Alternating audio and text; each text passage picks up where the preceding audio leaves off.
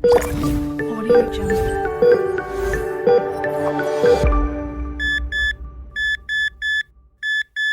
Okay जी, अब हम बात करते हैं एडवर्स रिएक्शंस और सेफलोस्पोरिन्स हमने कंबाइन पढ़नी है सारे। इसकी जो टॉक्सिसिटी होती है वो बहुत ही इम्पोर्टेंट है आपके यूक्यूज़ के लिए, आपके एमसीक्यूज़ के लिए। सबसे पहली बात कि हमें पता है कि पेनिसिलिन से भी एलर्जिक रिएक्शंस हो जाते हैं, इस तरह से सेफलोस्पोरिन्स के अगेंस्ट भी जो है ना वो हाइपर सेंसिटिविटी रिएक्शंस हो जाते हैं। सेम वही के वही है सब कुछ। एनाफाइलैक्सिस हो सकता है, मैक्युलोपेपुलर रैश जो कि फ़ौरन एक्यूट होता है, मैक्युलोपेपुलर रैश डेवलप कर सकता है, सीरम सिकनेस डेवलप कर सकती है, हेमोलिटिक अनीमिया हो सकता है, इंटरस्टिशियल नेफ्राइटिस हो सकता है।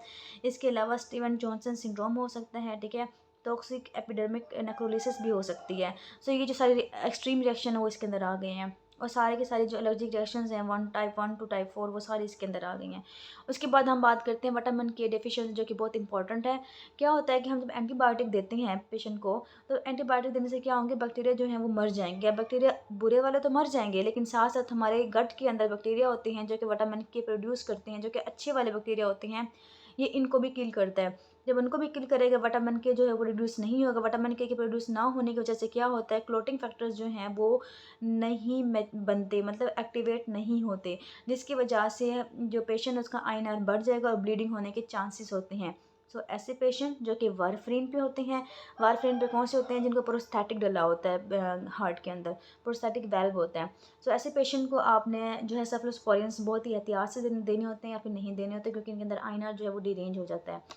उसके बाद हम बात करते हैं नेक्स्ट हैपोप्रोथ्रोम्बिनीमिया।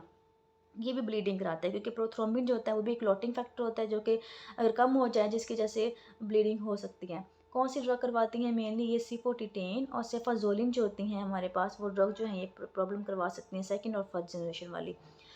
क्या करते हैं कि इनहिबिट करते हैं एपोक्साइड रिडक्टेज को। होता ये है कि जब हमारे लिवर से क्लॉटिंग फैक्टर्स बनते हैं, क्लॉटिंग फैक्टर्स जो हैं वो एक्टिवेट होते हैं एक्टिवेटेड बनते हैं क्लॉटिंग फैक्टर्स बाय विटामिन के से। अब विटामिन के जो होता है ना, वो इस प्रोसीजर के अंदर क्या हो जाता है, रिड्यूस्ड हो जाता है bye enzyme epoxide reductase. Vitamin के एपोक्साइड रिडक्टेज जो होता है, ठीक है। विटामिन के एपोक्साइड रिडक्टेज जो है वो उसको कन्वर्ट करता है कि रिड्यूस्ड है तो इसको दोबारा ऑक्सीडाइज्ड की फॉर्म में कन्वर्ट करता है।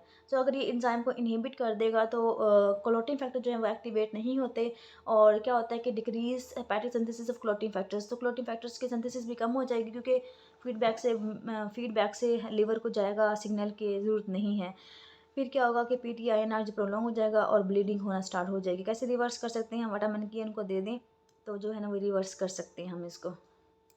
सॉरी, फोर्थ जो इसकी टॉक्सिसिटी है वो है नेफ्रोटॉक्सिसिटी। अगर हम मोनोग्लाइकोसाइड्स के साथ यूज़ करते हैं, मोनोग्लाइकोसाइड्स जो हैं वो हमने आगे पढ़नी है, प्रोटीन सिंथेसिस इनहिबिटर्स होती हैं। उसके बाद हम बात करते हैं डाइसल्फ्रिम टाइप रिएक्शन होता है। किस वजह से, अगर एक पेशेंट है और वो अल्कोहल कंजम्पशन करता है, तो अल्कोहल कंजम्पशन करने वाले मरीज़ को हम सेफलोस्पोरिन्स नहीं दे सकते। क्यों? क्योंकि सेफलोस्पोरिन्स ने क्या करना होता है, जब एथेनॉल जो है वो डिग्रेड होकर एसीटेट में कन्वर्ट होता है, वहाँ पे एक एंजाइम आता है जिसे कहते हैं अल्डिहाइड डिहाइड्रोजनेज, जो कि एसिड अल्डिहाइड को कन्वर्ट करता है एसीटेट में। लेकिन सेफलोस्पोरिन जो है वो इस एंजाइम को इनहिबिट करते हैं। इसको इनहिबिट करने की वजह से एसिड अल्डिहाइड ज़्यादा हो जाएगा, एसिड अल्डिहाइड ज़्यादा हो जाएगा बॉडी में, इसका रिएक्शन हो जाएगा, ठीक है। तो इसे कहते हैं डाइसल्फ्रिम टाइप रिएक्शन होता है। ओके जी। सो कौन सी ड्रग्स करवाती हैं डाइसल्फाम रिएक्शन, वो करवाती हैं सिफोपेराजोल, ठीक है, और सिफामेंडोल और सिफोटिटेन। ये जो ड्रग हैं ये मेनली करवाती हैं डाइसल्फाम रिएक्शन, आपने याद करना है इसको। ओके जी, लेट्स मूव टुवर्ड्स हमारी निमोनिक के बगैर तो हमें याद नहीं होगा। सो मैं बताती हूँ आपको इसका निमोनिक। खुद भी बना सकती हैं आप, अगर ये सही लगता है तो आप इसको भी याद कर सकती हैं।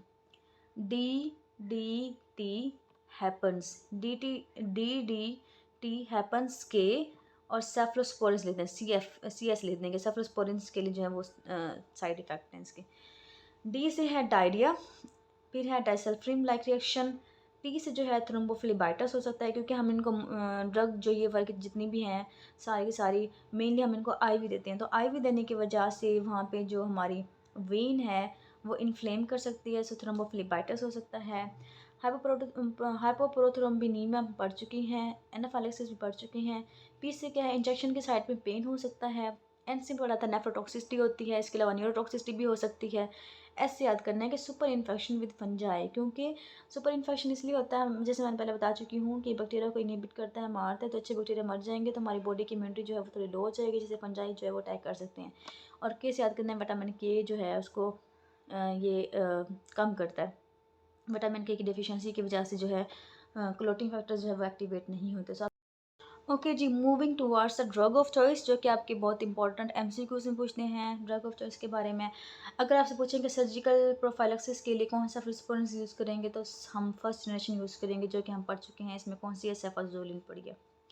फिर अगर तो वो बहुत सारे बैक्टीरिया दे दें जो ग्राम नेगेटिव का, मेनली ग्राम नेगेटिव बैक्टीरिया हों सारे के सारे, जैसे गोनोरिया, साल्मोनेलोसिस हो जाए, E coli, Proteus, Serratia, typhoid, H influenza, meningitis, अगर इस तरह के सारे के सारे दे दें बैक्टीरिया, तो हम कहेंगे कि ये किस में है, थर्ड जनरेशन हम इसके लिए यूज़ करेंगे। मेनली जो है ना वो सेफ्ट्राइजोन यूज़ करेंगे इसके लिए।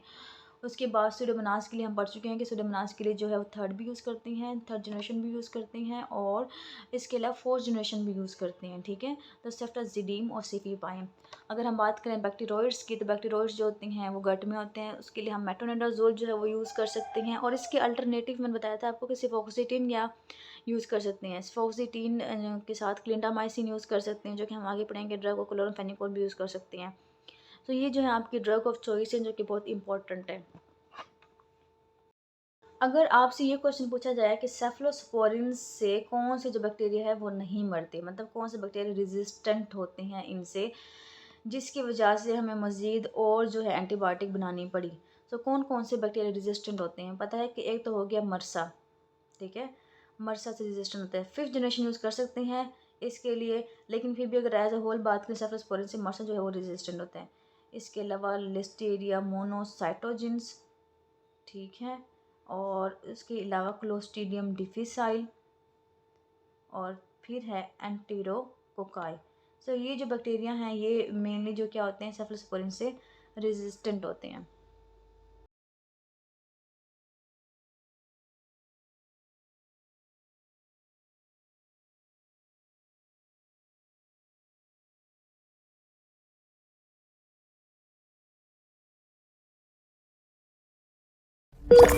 Audio Jungle.